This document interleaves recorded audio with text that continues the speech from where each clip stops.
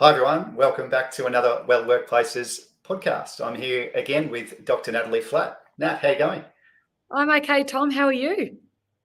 Oh, fantastic. You probably can see that I've reclaimed my cubby in the backyard, which is great. So coming to you from the backyards of the West in Melbourne, and looking forward to today to talk about imposter syndrome. Probably when we put this topic together, Nat, the first thing I thought of is when we started doing a podcast. It was the perfect example of me feeling like an imposter. I'm like, what the hell do I do? I just grab a microphone, look in the camera, and pretend that I'm great with my vocal cords and can string sentences together. So I thought today, linking it all together today, it's also International Women's Day, which is quite an interesting sort of fact that this is all meeting up at the same time. So today we can talk a little bit about that perhaps as well. But now I'm wondering, with in the topic of imposter syndrome, do you have any, what's your experience with that in your, I guess, in your own career and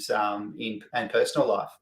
Yeah, absolutely, Tom. It's interesting you say about the podcasting, because I think I had that similar feeling. It's being something a little bit new, and you're asking for my professional opinion, and I always think, oh, you know what, I'm not good enough, or am I good enough to give my opinion on these questions that you ask, and it's always in the back of our head. And yes, I've definitely gone through many occasions in my career where I felt like, not good enough, not worthy.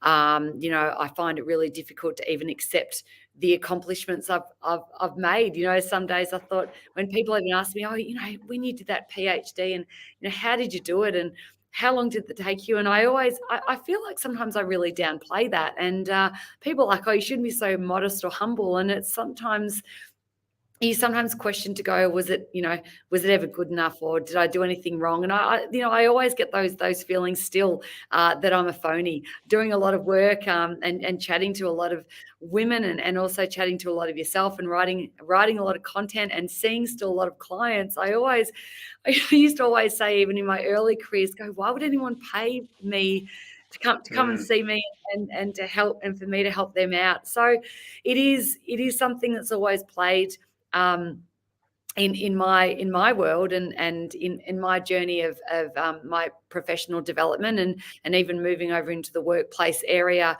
around 4 or 5 years ago now, from child psychology, which I knew, and I felt like quite comfortable in that, my secure little bubble, and moving into something completely new really shook me, Tom. Yeah. I think I often call it the imposter monster, instead of imposter syndrome, probably just as a way of explaining it a little bit more, because it kind of just comes out and gets you occasionally. Like maybe, for example, the podcasting, when we started that, it would come in a podcast and you probably wouldn't notice if you were listening, but I was just probably not, couldn't string my thoughts together and that kind of thing. So it does come out and just get us at different times. I wonder, Nat, from a technical perspective, what is imposter syndrome? Maybe we should start there, and then we'll get into some strategies from there. So what is it? Well, look, loosely is defined as doubting your abilities, and feeling like a fraud. It disproportionately actually affects higher achieving people, like, so people that are perfectionists, and people who find it difficult to accept that they have accomplished something in their professional and also personal career as well.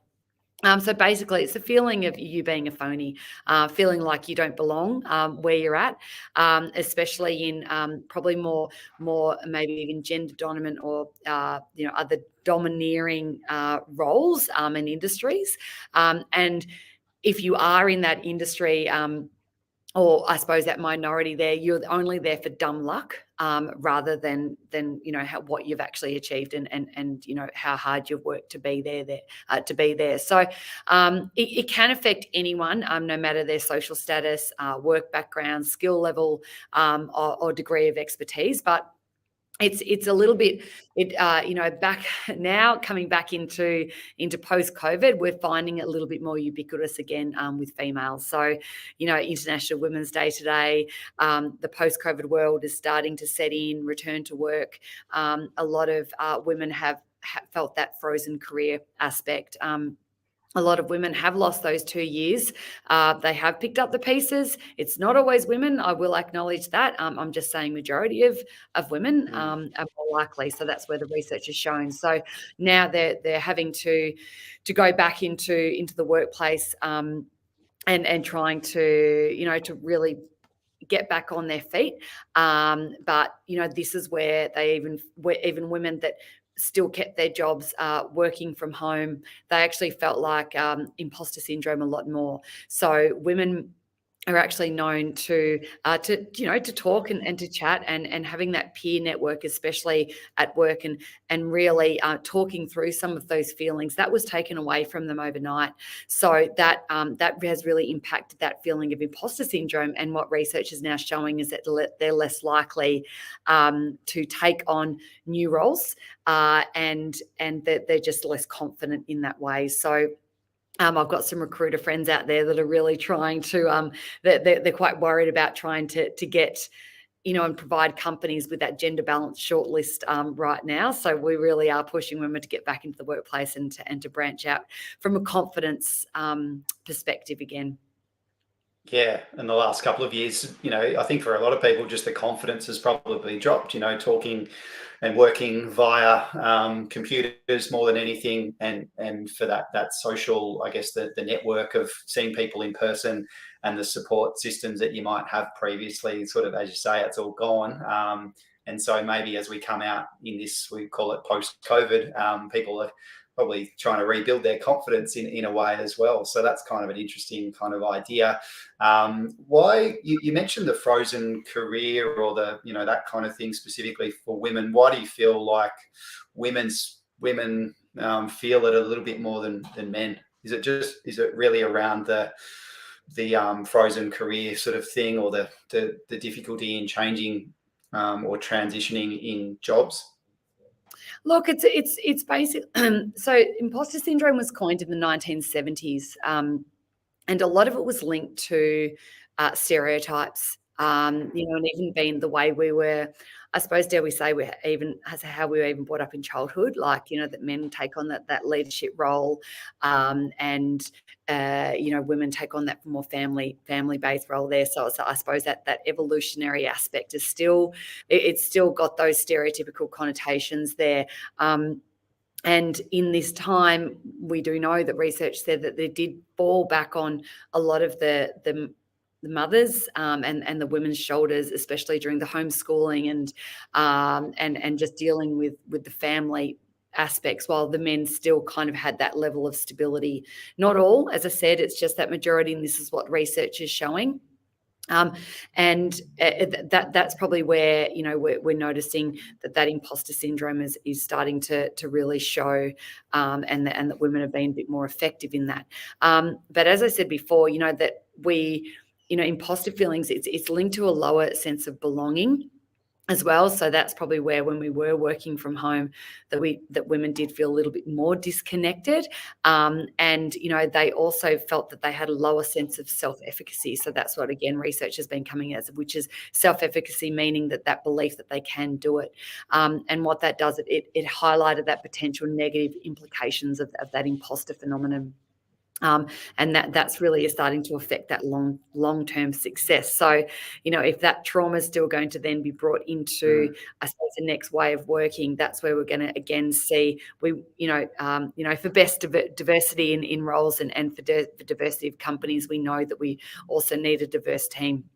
Not just males and females, like all diversities. We look at, a 19% success, higher profit margin when we have a diverse team. But, when recruiters are really struggling to get that diversity, especially in women and even the younger age women coming in, that's where we could see that imbalance start to be created again. So, yes, the post-COVID world, or the other silent pandemic. Yeah. Yeah, absolutely. No, that all makes sense. With the imposter syndromes, is there different types that you mentioned the perfectionist kind of thing before? Is there other I guess types of imposter syndrome? Yeah, there is one. So I've got a little thing to be put on up Oh, on we'll bring the it up. screen. Yeah. Yeah. So we have the superhero up there, and because we have individuals who may feel really inadequate, they feel compelled to push themselves to work as hard as possible. We have that natural genius there. These individuals, they can set really, really, really high goals for themselves, and they feel super crushed when they don't succeed on their first go there. We also we have the expert there. So the expert is that they try and learn more and more and more, and they're never satisfied, and they can never satiate themselves with their level of understanding. Often these people are really highly skilled, but they still underrate their own expertise. So we see that especially in those the continual students at school. I used to know this is a beautiful woman who's in my network, and she's one of the most skilled individuals that I've ever met. I reckon she's still been studying, and she's still 50, and she's been non-stop studying. And I said, she just can't seem to provide that confidence to back herself and take a leap into expanding this knowledge and utilizing it there. And then we have the perfectionists, which are saying before is that, they're never satisfied, and they feel that their work could continually be better. So rather than focusing on their strengths, they tend to get quite fixated on what they're getting wrong and their mistakes. And this can lead to quite a high level of performance anxiety and a lot of self-pressure there. And lastly, we have the soloist, which is they're quite individualistic. They prefer to work alone. Their self-worth, it stems from their actual productivity output, and so they don't they often reject for other people's assistance there. So they kind of micromanage that to the nth degree, and they because they think that if they do ask for help, that's a sign of weakness or incompetence. So that can also be really crushing. So these are six areas where we can see imposter syndrome start to grow out from, stem out from. Yeah, and I think with those examples, I can almost think of in myself in some of those ones, and also, instantly can probably think of different people that I've worked with over the time where they've maybe been the soloist or definitely the perfectionist, which sometimes then blocks them to being practical and also acknowledging that what they're doing is actually really great. So acknowledging the positives of their input and their productivity or their ability to contribute and that kind of thing. So yeah, that's quite interesting. Thanks for talking through that one. Yeah. Lastly, I think we've talked a fair bit about what it is and how it all fits in, and the role or the implications in the case for women. But I'm wondering now, like, with considering all of that, what are some of the things that we can do to address imposter syndrome, the feelings of imposter syndrome, and also then overcome that? Are there any key tips or strategies to help yourself, excluding probably things like the workplace and all that? What can the individuals do for themselves? Absolutely. And it does. It always starts with ourselves, and we've got to actually have that self-awareness, and then that can then lead to self-care. And I really like to, when I talk to clients about imposter syndrome, and believe you me, I do this myself. As you know, Tom, I always lead by example in this area, but I like these three questions. And I always start with, well, if we can answer these three questions, then we're going on that I suppose that self-healing journey, or that awareness journey of imposter syndrome development. And recovery there, or management really. What core beliefs do I hold about myself? Do I believe I am worthy of love as I am, just as I am right here, right now? And must I be perfect for others to approve of me?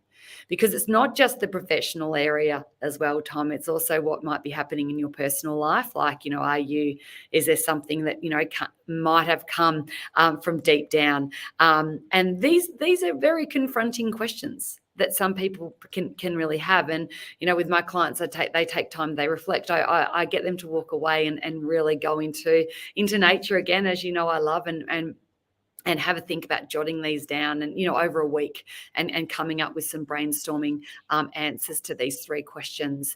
But it can be, this is also, it can hit some pain points, and it can bring up some past trauma or triggers there as well. So, those, they're not light 3 questions there. But techniques that you can then use and you start to use every day is really sharing your feelings, talking about how you feel, because those irrational beliefs, they tend to fester, and they can be catastrophized in your head, when you don't talk about them. So we've talked a lot about that affect labeling there. And once you can then name your feelings and get that out there, that's when the healing process can start to begin, because it takes it out from that adrenal, that adrenaline, and then opens up that prefrontal cortex, which I love chatting about, to that rationality and that solution focus strategies there. So it really opens it up there. Focusing on others, it does seem a little bit counterintuitive, but if you can try and model and assist people in the same, with the same feeling, or that are in the same situation as you are, if you see someone that may feel awkward or alone or overwhelmed, or just again very unsure, lacks confidence and self-efficacy, this allows you to practice your empathy skills. And what that does, it actually in turn helps you build your confidence in your own abilities. Research shows that individuals with imposter syndrome or that hold imposter syndrome are actually more empathic to others. So this is a great skill to then, I suppose it's helping both ways there. Assessing your own abilities, just sit down, jot down, if you feel incompetent, if you're even in social or performance issues or situations, where's the evidence, to write down, well, what actually have I achieved? And when you can write these things down and having that visual interpretation of your achievements, it's a great reflection as well. It's something you can then leave in the diary, or, leave in your bedside table, leave on the fridge, leave in the back of the bathroom door, whichever you like, that can just be that really great visual reminder that you actually do achieve things. That can be really helpful there. Taking those baby steps. We try not to focus on doing things perfectly. We never want to do things perfectly, because we don't, it's just raising the bar every single time to that level. It's going to put an enormous amount of stress on you, and it's actually going to make you miss out on other things as well. So it doesn't actually expand your knowledge, it actually shrinks it. So that's something that that you should be looking at there. Try and do things reasonably well, and then reward yourself for it. Question those negative thoughts, because a lot of times there is a lot of negative thoughts there. I'm not good enough. Why would they pick me? I can never do this. I'm never going to be as good as so-and-so. So you have all these self-deprecating thoughts that then stop you or provide that fear for you to then take the next step. And then you kind of stay in your swim lane a lot longer than you should. You don't expand your knowledge, expand your growth, expand the opportunities there.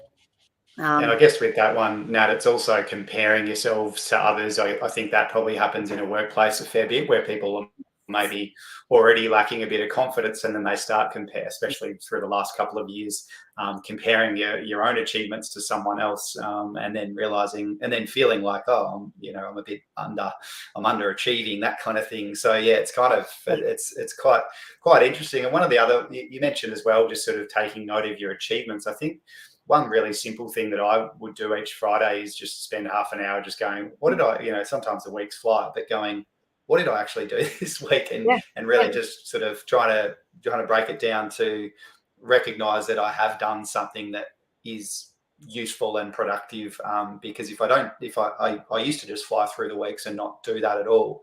And then I would feel like, oh, I'm not very good at what I'm doing. I honestly would feel like I'm just sort of ticking, the days and weeks are just ticking over and we're not getting anywhere. So it was kind of just that reflective time as well, like exactly what you're saying.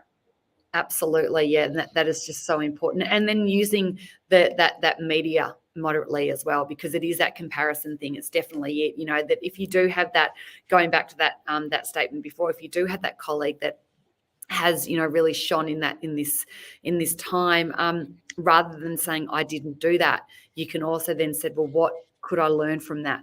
So it's just, again, changing your language so you can, if you want to compare or you do aspire to be not exactly like them, but have that trait, then ask, inquire, how did you get to that? Can you help me get to, A to C? People love that as well. So, and it's a big jump, and that's also then leads to a better growth mindset as well. Like that, that's a really good a good pathway to go on. And stop fighting your feelings. Don't fight the feelings of not belonging. Lean in and accept them. It's so high. Like, there is such a high level of people that do feel like this, and that's okay. I think that we all, it does strive for motivation as well. Like imposter syndrome, it is not all bad. It is that level of anxiety that we can then push ourselves that little bit further. But again, it's that fine balance of when it's too much, then it will push us into another area where we're just so unsure, so we actually hold ourselves back. So it is that really, that bit of that fine balance there. Yeah. Amazing. I really feel like I understand that a lot more now, especially the different types of imposter syndrome that we talked about, and those strategies again. Because we've chatted a lot now over the podcast, we get it. If you've been listening for a little while now, you'll notice the similar self-care type techniques coming in, and I guess the simple stuff works well here, no doubt. And I guess what we haven't talked about, and we won't go into it, but there's a whole other part of this, which is around the workplace and the strategies, perhaps from a leadership and another perspective, to help improve people's confidence. But I think the one that relates to the workplace there, which I really like, is asking if you admire someone's ability, or perhaps they seemingly know a bit more than you in one area, going to ask them. And I think maybe the other one, as a leader as well, is demonstrating your empathy as to lead by example, but also probably also indirectly helping yourself with your own understanding, and also building your own confidence, which I think I know a lot of leaders have struggled with. How do you show empathy in a remote workplace? That kind of thing that's been really challenging. So yeah, they're all really, really cool tips again. Yeah, no, thanks, Tom. And also, I think as well, from the leader, what I've always liked is to value everyone's opinion, because, coming into, again, is that D&I piece, isn't it? Is that everyone's going to come back into the workplace with really different experiences, and people are going to be really nervous. And we've talked about that re-entry anxiety, but there'd be that imposter syndrome also in there. Am I worthy to still hold this place within the company? But everyone is going to come in it with a different lens, but that could also create some really great project outcomes and ideas. And again, when people are providing these other opinions, to have a room that is quite that flat level of hierarchy, so everyone feels very valued in providing their opinion. And if you can incorporate those into projects, that is going to also lift that feeling of imposter syndrome as well, because they feel valued to be part of that team again. Yeah Perfect. Absolutely love it. All right, thanks so much, Nat. We'll chat again very soon, and thanks for everyone for listening. See you guys. Bye-bye. See ya. Bye.